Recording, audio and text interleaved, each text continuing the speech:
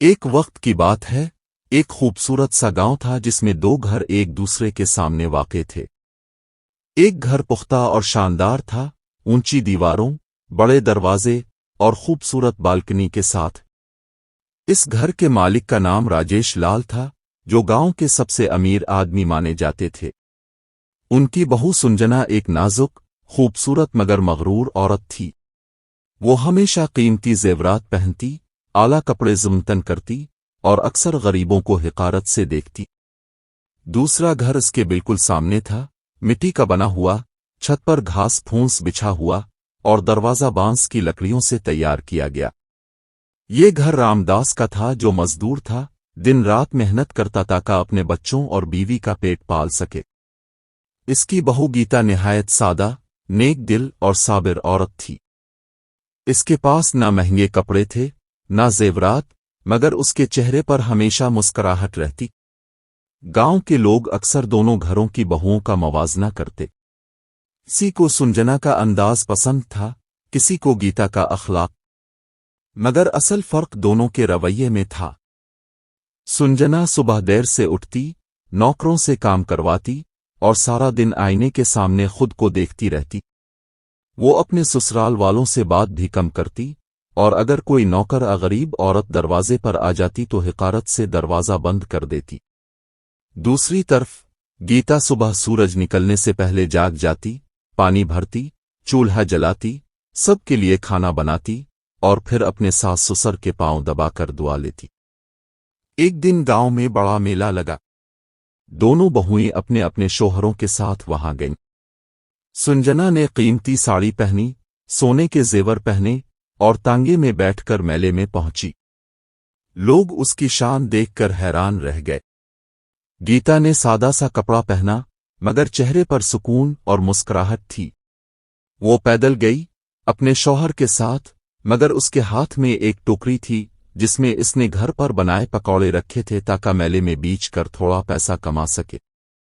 میلے میں جب سنجنا خریداری کر رہی تھی تو ایک یتیم بچہ اس کے پاس آیا اور کہنے لگا، ماں جی، 2 دن سے بھوکا ہوں، تھوڑا سا کھانا دے دو۔ سنجنا نے ناک چڑھاتے ہوئے کہا، دور ہو جا، میرے کپڑے گندے کر دے گا۔ وہ بچہ افسردہ ہو کر چلا گیا۔ اسی بچے نے کچھ دور جا کر گیتا سے کہا، ماں جی، مجھے بھوک لگی ہے۔ گیتا فوراً مسکرا کر بولی، بیٹا، بھوک لگی ہے تو یہ پکوڑے کھا لو، اللہ تمہیں خوش رکھے۔ بچے نے خوش ہو کر کھایا اور دعا دی، اللہ تمہیں بہت دے گا ماں جی۔ یہی وہ لمحہ تھا جب قسمت نے کروٹ لی۔ چند دنوں بعد گاؤں میں ایک بڑا طوفان آیا۔ بارش، بجلی، آندھی، سب کچھ۔ سنجنا کے بڑے بنگلے کی چھت کا کچھ حصہ گر گیا اور پانی اندر داخل ہو گیا۔ اس کے قیمتی سامان برباد ہو گئے۔ سنجنا چیخنے لگی، رونے لگی، مگر کوئی نوکر قریب نہ آئے۔ سب اپنے گھروں میں پناہ لے چکے تھے۔ دوسری طرف گیتا کا چھوٹا سا مٹی کا گھر بھی ہل رہا تھا، مگر اس نے ہمت نہ ہاری۔ اس نے اپنے ساس سسر کو کمرے کے محفوظ حصے میں بٹھایا، مٹی کے برتنوں سے چھت کو سہارا دیا اور دل میں اللہ سے دعا مانگتی رہی۔ صبح جب طوفان تھما تو گاؤں والے دیکھنے نکلے کہ کس کا کیا حال ہے۔ سب حیران رہ گئے۔ امیر گھر کا بڑا حصہ گر چکا تھا، جبکہ گیتا کا چھوٹا سا جھونپڑا جوں کا توں کھڑا تھا۔ سنجنا اپنے گھر کے باہر روتی بیٹھی تھی۔ اس کا شوہر زخمی ہو گیا تھا اور کوئی مدد کو نہ آیا۔ اسی وقت گیتا وہاں پہنچی، اپنے شوہر کے ساتھ۔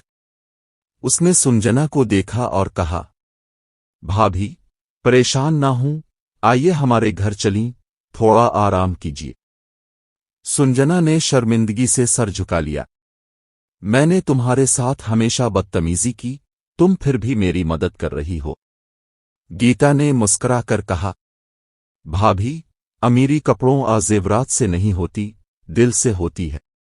آج آپ میرا سہارا لیجئے، کل اللہ کسی اور کو آپ کا سہارا بنا دے گا۔ گیتا نے اپنے چھوٹے سے گھر میں ان کے لیے جگہ بنائی، زخمی شوہر کا علاج کیا اور ان کے لیے کھانا بنایا۔ سنجنا کو پہلی بار احساس ہوا کہ زندگی میں اصل دولت محبت اور انسانیت ہے۔ चंद दिन बाद गांव के पंचायत में सुंजना खड़ी हुई और सबके सामने कहा, आज मैं सबके सामने इकरार करती हूं कि मैंने हमेशा दौलत पर फख्र किया, मगर असल खुशी तो गीता जैसी औरत के दिल में है। मैं आज से अपनी जिंदगी बदल दूंगी। सब लोग तालियां बजाने लगे। इस दिन के बाद गांव में एक नया बाब शुरू हुआ। सुंजना ने गांव के गरीबों के लिए एक स्कूल खोला। गीता उसकी मददगार बन गई। दोनों ने मिलकर औरतों के लिए सिलाई सेंटर शुरू किया ताकि कोई औरत भूख और मोहताजी का शिकार न हो। दौलत हाथों की मील है, मगर नेकी दिल की रोशनी। अगर आपके दिल में इंसानियत है तो आप सबसे अमीर हैं। दोस्तों, अगर आपको ये सबक आमोज कहानी पसंद आई हो तो चैनल को सब्सक्राइब करना ना भूलें ताकि हम आपके लिए ऐसी ही दिल को छू लेने वाली कहानियां लाते रहें।